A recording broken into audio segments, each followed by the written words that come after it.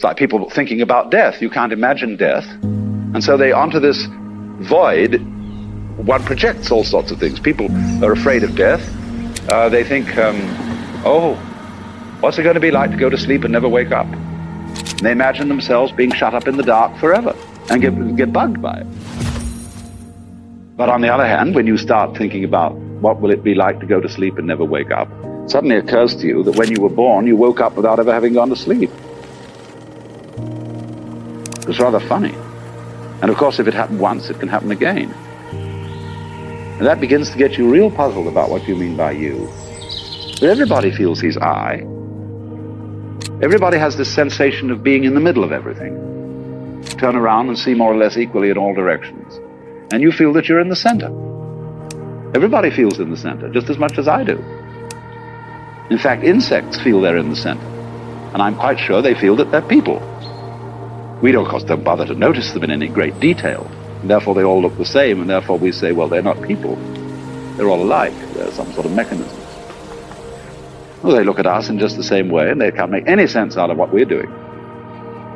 So we're some sort of funny mechanisms going around, so far as they're concerned. But so there's a lot of mystery hidden in this self that we have. Well, of course, you see, we're worried about it. We see the organism vanishes. We're always defending our personalities. And somebody accuses our personality of falling apart and say, now, you're not being consistent. You're not fulfilling what you said you would do. You're not playing the role you're supposed to play. Everybody feels that they're coming apart because they're not acting right, as on the stage. So we're constantly on the defensive. And also we're a prey to anxiety. Anxiety is a trembling motion. To be or not to be, that is the question. Because the minute you know you're alive, and really become aware of being alive, you realize that you might also be dead. Because to be implies not to be. And not to be, although we don't really think about that, implies to be. So we're always wondering, now, if I do this, will I survive? Or would I better do that? We're never quite sure. Because you think when you get a really important decision, you've got to make it. You wonder, did I take everything into consideration? Did I make a sensible judgment? Well, you never know. Because in the best thought out plan, always chancy things occur. You don't know whether you're going to slip on a banana skin or whether you're going to get sick. It's all very unpredictable. And therefore we tremble. Now, when it occurs to us, of course, it doesn't in the ordinary way, that there is no choice between to be and not to be. Just as there's no choice between front and back. Space implies solid just as much as solid implies space. But conscious attention ignores that. It suffers from ignorance. We notice the figure and ignore the background. We notice the solid and ignore the space. We notice the relatively moving in smaller object, but we ignore the relatively stationary background. That's with consciousness, with noticing. And so you see, we don't notice that in order to be present, you must also be absent. Because life is an energy system. And energy is something that vibrates. And whatever vibrates goes on and off.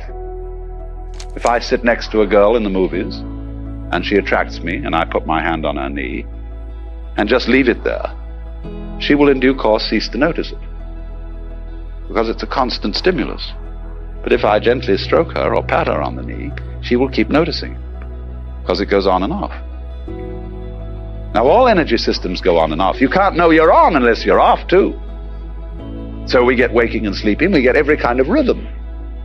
And there are tiny rhythms that go dig, dig, dig, dig, dig, dig so fast, like a beam of light, that you don't notice the spaces, because your retina doesn't react quickly enough. It reacts to the stimulus of the on, but before it can go off, there's a new on. See? So you get what appears to be a constant stimulus. The table appears to be hard. It's vibrating so fast I can't put my finger through it. Same way as an airplane propeller appears to be solid, or an electric fan. But it's all going on and off. Now, there are these very fast vibrations of on and off, and there are very slow ones, like life and death. Now you see it, now you don't. That's what the world is.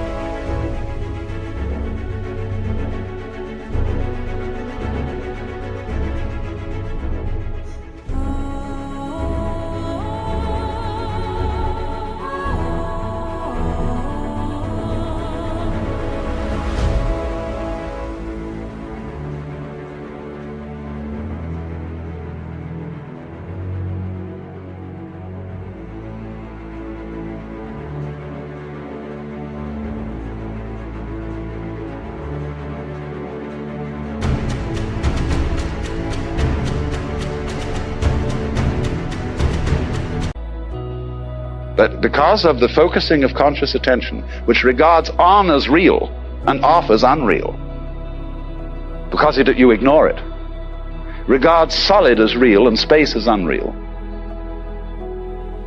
it's like trying to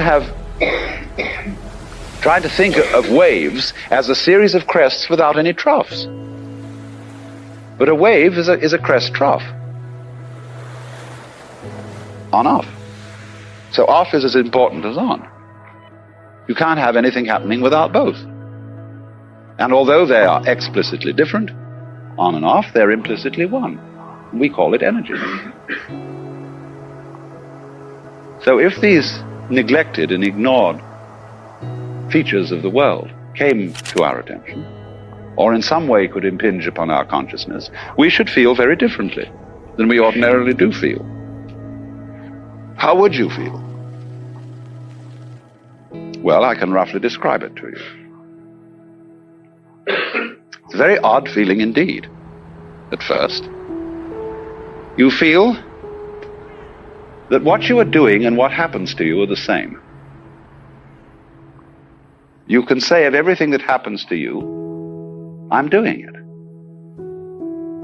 And of everything that you are doing is that it happens to me.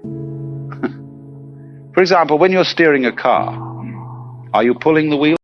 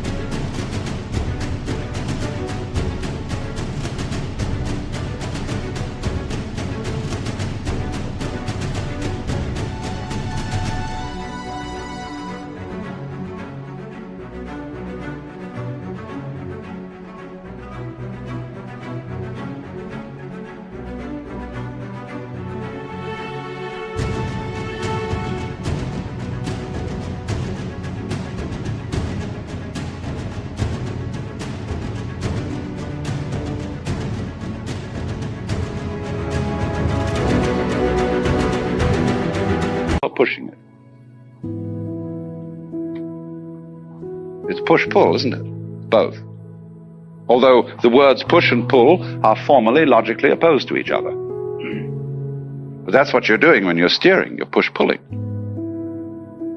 So in exactly the same way, when you are acting, what your environment does and what you do are the same process. So when you feel that, it's very odd. You feel as you walk up a hill, the hill is lifting you. A lot of people go crazy with this because they suddenly say, well, I'm God. I'm doing everything. And if then they start to tell everybody that they're God, and people object and say, well, it's absolutely preposterous that you should say you're personally in charge of the whole universe, and therefore should be bowed down to and given divine honors. You must be mad. Or a person may take entirely the opposite point of view and say, I do nothing. I'm just a little puppet on the end of strings, and everything I do is controlled by something else. In other words, becomes a complete fatalist. What he doesn't see is that both points of view are right. But of course, this won't fit in with an idea of God, which is based on the ancient monarchies of the Near East. That is to say, it won't do with an idea of God conceived as the cosmic boss. The boss, the chief, that's a political image. And it just doesn't work too well for the Godhead. It leads to all sorts of trouble. And as I often say, for Americans, you'd believe, don't you, as American citizens, that a republic is the best form of government?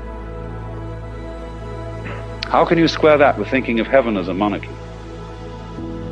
If heaven is a monarchy, monarchy is the best form of government. What about democracy in the kingdom of heaven? How about that now?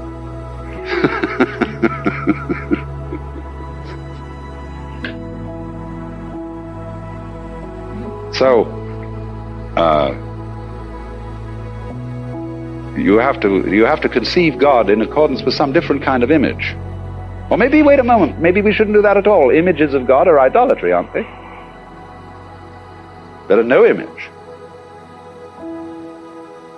Because every image is an idol, and idols that are made of imagination and thought are much more dangerous than idols made of wood or stone. Nobody takes a wooden idol seriously. You merely regard it as a symbol, and it's such an obvious symbol. But a concept that seems so spiritual, so abstract. But it's the most dangerous kind of idol, as we shall see when we come to the study of Buddhism, how it gets rid of all the conceptual idols.